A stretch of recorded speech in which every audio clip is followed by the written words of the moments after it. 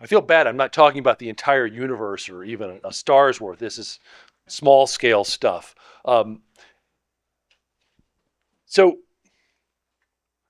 um, what I'm interested in is systems in which one element of it is random walkers. And um, if I have random walkers and they're in some kind of potential field, I have an equation that looks like this top thing here, which is a Langevin equation in which that dB means, so V is a potential, gamma is kind of like a drag term, and D is Brownian motion. So I've got some potential surface. These things are bouncing around on it with Brownian motion, and these things actually arise in all kinds of places: chemistry, physics, biology, even the social sciences. I found out recently. And just as an example of the kind of thing that you do, I made a little artificial potential that has two wells here and here, and if you make the barrier high enough, then going from one well to another becomes a rare event. And problems like that go back to early work by Kramers on how to calculate reaction rates. Okay, so how do you want to simulate something like this? Well, if you have a small number of particles, you just simulate the particles and all is well. But if you have a large number of particles, this can be really expensive. If you know how to do stochastic calculus and you fiddle around with it a while, you can derive this stochastic partial differential equation, which basically, again, there's the Brownian motion becomes this stochastic flux term. That's the potential term, and that's a diffusion term that represents the effect of Brownian motion. So you can write this thing down, and the important thing is Q is the density of particles in this system. And I can write down a very simple explicit Euler centered difference approximation of this thing where you can kind of see all the terms that show up there. And the way you do the Brownian motion stuff is you basically, it's Gaussian random numbers divided by the square root of delta t times the cell volume. And that makes the noise look like delta functions at the end of the day. Okay. So how does this work? Well, if Q is a sufficiently large number, I have enough particles per cell, then everything is really good and everything's happy. However, when Q becomes small, this thing can kind of break down. And here's an example. I took that potential that I showed you on the first page and I discretized it on a 100 by 100 grid, put 100,000 particles in the well on the left and let it go. Now the problem is that this potential has fairly steep sides, so there's very low particle densities, and that ends up producing a lot of non-physical undershoots in the solution. What I did in this image is if the solution was negative, I made it white. So this is not doing well at all. And you can trace this back to the notion that in that stochastic, in the PDE stochastic PDE I wrote down, the fluxes were approximated as Gaussians. And when there's a small particle density, well, Gaussian's not right. Okay. So how to fix this? What we want to do is a hybrid algorithm in which we'll use the SPDE algorithm when it's applicable, but when it breaks down, switch to a particle discretization. And the way we're going to think about this is it's like AMR, except what I'm going to do is instead of refining the mesh, I'm going to refine the algorithm. So if I want to make an AMR algorithm, what do I have to do? Well, hopefully everybody in this room knows this. I have to be able to fill data at fine levels from the course data. I have to synchronize the solution when the coarse and fine grids get synchronized. That would be, I average down. I construct, I use flux register constructs to correct coarse cells near the coarse fine boundary that were advanced with the wrong coarse grid flux. And then I have to decide when I'm going to do this refinement. So if I want to make this thing where I'm refining the algorithm instead, I'm going to need analogs basically of these operations. And we've given that a name called adaptive mesh and algorithm refinement, AMAR. Okay. first step, and this is some in some sense the trickier one. Um, I've got a cell with a particle number density. I want to be able to construct a realization of particles that's consistent with that. Now, that's a two-step process. The first thing I have to do is determine how many particles are in the cell. And I know a number density, I multiply that by the volume of the cell. That gives me a number of particles in the cell, which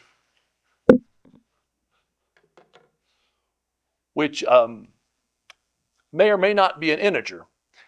If it's not an integer, I'm going to take the smallest, I'm going to round it down to the lowest integer, and then generate a random number to decide how many particles I get. So that, for example, if Q says that there are 3.72 particles in the cell, then I'm going to generate 4 particles 72% of the time and 3 particles, well, 28% of the time. I can't do math, sorry. Then I also have to decide where the particles go in a cell. And in traditional, these two things in traditional AMR interpolation, this thing we view it as a conditional sampling problem. For a system like this, we know what the equilibrium distribution of particles is in the system. So what we want to do is sample from that distribution conditioned on being in a given finite volume cell. It turns out that that's really computationally tedious. So what we do is we actually make a linear approximation of the potential in the cell, then you can work out the formulas for the conditional sampling, and everything's fine.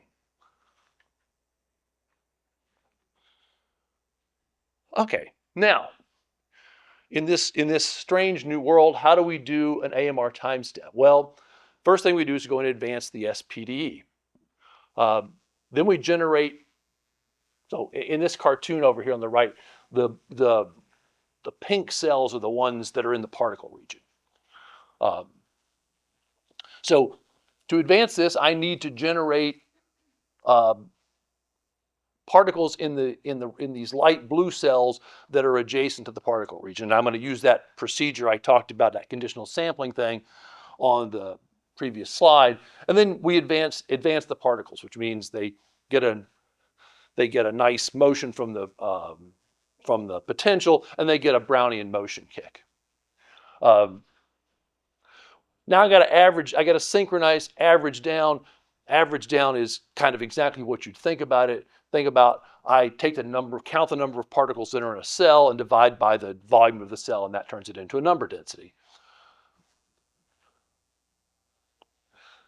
Then you have this reflux operation in which I take cells next to the coarse fine boundary and subtract off the SPDE flux. And then, suitably normalized, I add the number of particles that move into that cell from the particle region, and I subtract off the number of cells from the particle region from that cell that end up in the particle region. This has some interesting features. In this kind of thing, particles can move diagonally without any problem, which means that although the SPDE fluxes are only defined on faces, particles can move diagonally. So I can move from here to there, for example.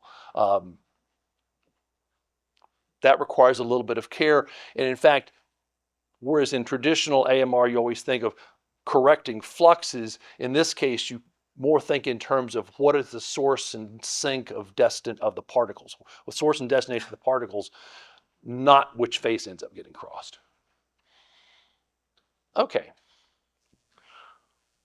Where to refine?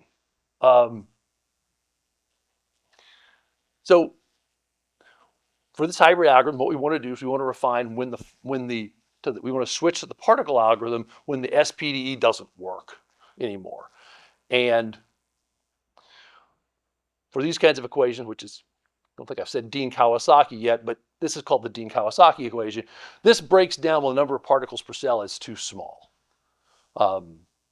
So how can I make that a more concrete thing that I can work with? And so the answer turned out to be take and do a bunch of simulations at equilibrium with a fixed number of particles with an average number of particles per cell, and measure higher order statistics. It turns out that so the the PDE method is designed to do a pretty good job on the mean and the variance, but higher order statistics, it begins to lose it, and you can really see it visually in the upper left-hand corner, which I can't reach, in which the kurtosis, which is a fourth order sort of statistic, the particle algorithm and the finite volume algorithm give very different kurtosis values. So, and you can look at more detailed things. But so the idea is going to be to say, okay, if the number of particles per cell is sufficiently small, then I want to switch to the particle algorithm. And it's hard to see on this particular picture, but 5 turns out to be a good number for that. Does this work?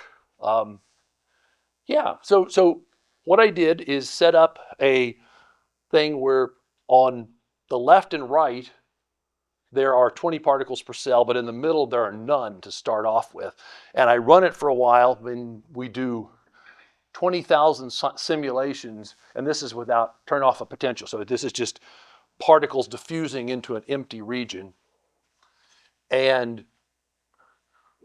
as I said, everybody gets the mean and the variance, but the skewness and the kurtosis, these higher order statistics, it fails to, the finite volume method itself fails to get those. But the hybrid, which is in green, and a pure particle algorithm, they match to within statistical thing. They're statistically the same thing. So this kind of works. If you play with AMReX a lot, there are some interesting features to this. So we implemented it. It uses the AMReX particle containers. It's got dynamic activity in 2 and 3D and the usual stuff. Stochastic things require a little bit of extra concern. For example, I might have 2 grid patches on different nodes and they might share a face. I'm generating a stochastic flux on those faces. Those stochastic fluxes need to be the same, or I'm not doing what I think I'm doing. So you fix that by going up, generating random numbers. We have these random sync operations that make sure everybody sees in the same place, everybody sees the same random numbers, and then you construct the stochastic fluxes. And there's similar issues at a periodic boundary. A face on a periodic boundary needs to have the same stochastic flux on both sides.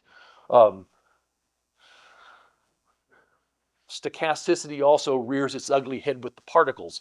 When you generate, if you have a particle that's in a ghost cell of 2 different grids, you really want it to have the same number and location. All of the ghost cell, the number of particles and where they are needs to be the same. And also the random numbers that move the particles for the Gauss, for the random walk step also need to be the same. And then the last thing that's worth noting is this reflux thing where you get diagonal fluxes in one part of you get diagonal fluxes from the particle algorithm, but you don't have diagonal fluxes in the SPDE part. Causes some interesting issues also. Anyway, but you can do all that and get it to work. Here's an example going back to my thing. This is that problem in which we loaded up 100,000 particles in the well on the left, and it's the pure particle algorithm and the hybrid on the right. And we run them for a long time, and in fact, this is running it for a long time, and then I zoomed in on the color range, and you can see that of that 100,000 particles, there's actually something like 200 or 300 that make it across to the other barrier in this amount of time. And in this one, I've also colored the cells white where it's negative, except there aren't any. So we've fixed the undershoot problem with this. And then just give you see if this will work. This shows, you can see the actual particles coming across and ending up. The red region you're solving the PDE here? Yes, the red region is the PDE, and then you have little black circles, little black spheres that show up where the particles are. So this really zooms in it because these are individual particles. Anyway. Oh, come on. Okay. So just to summarize, what I've been talking about is how you can do what we call an AMReX algorithm, with which you don't change the resolution, but you actually change the model, the kind of things you have to think about. These have been done before. There was an early Dean-Kawasaki in 1D where they were just looking at, can you make this work, not what are the refinement criteria. It's been done for things like stochastic burgers and for fluid things where you hybridize DSMC, which is a stochastic particle algorithm, with Navier-Stokes equations. And again, this is kind of based on an analog between, this is based on analogs to the way you do standard AMR operations, only adapted to this change in methodology.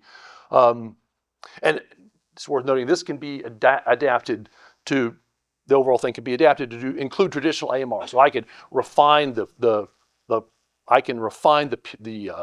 coarse grain model at several levels and then drop down to the particle method, and I can run the fine grain method on a higher resolution grid also. So anyway, and just for those of you who know about these things, this can be generalized to include interparticle interactions between particles. That has been done both at the SPDE level and at the individual particle level, but exactly how to combine those and make a hybrid is at present unknown and appears to be quite difficult. Anyway, that's it. We can. Yes. I'm curious about the diagonal transport. And is that because the particles move a finite distance during the time step, so it could actually shoot across the point? Yep. Yeah, no, you can either do with these things, they do Brownian motion, so they can potentially go as far as you want because that's the way Brownian motion works. What we do is we set the time step for the particle algorithm based on them moving, in 2D, moving outside of the center cell and its 8 neighbors is a sufficiently rare event that you don't have to worry about it and you don't let it move that far.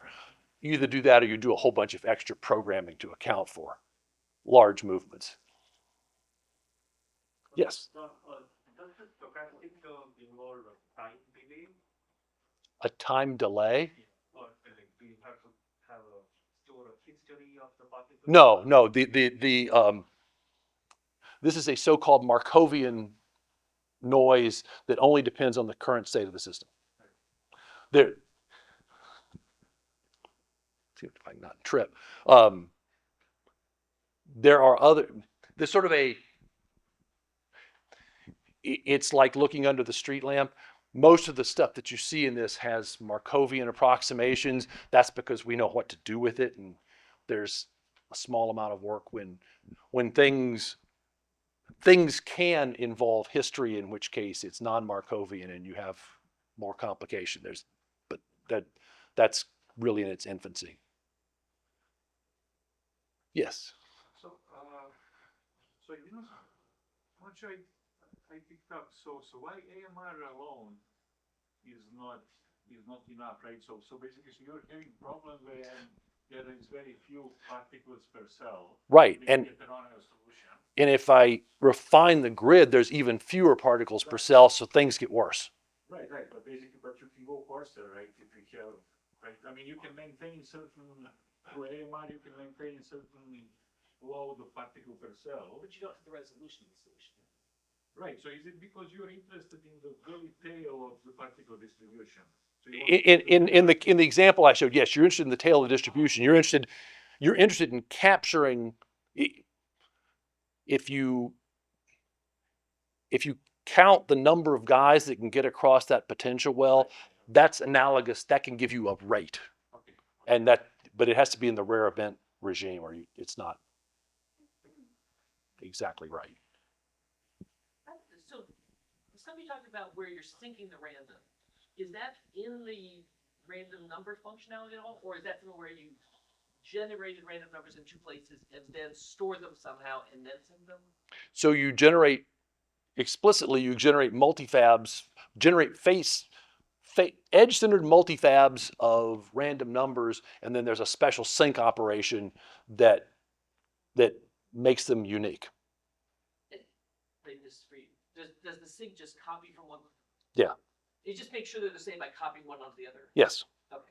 Yeah, and the winner is sort of arbitrary, But that's not, so that functionality is not specific to the random numbers, it's that you're using it to enforce the randomness? yes, Yes. like we also use that in WarpX, for example, to synchronize like things that are thrown on the faces or the edges, That might be different, just Yeah. because, okay, like roundoffs. okay. Can you generate a bunch of these face and communicate them all at once so you don't have to be communicating all the time when you trying to satisfy these flux requirements? Presumably, yeah. I mean, It's like once per time step, right? we do it once per time step now.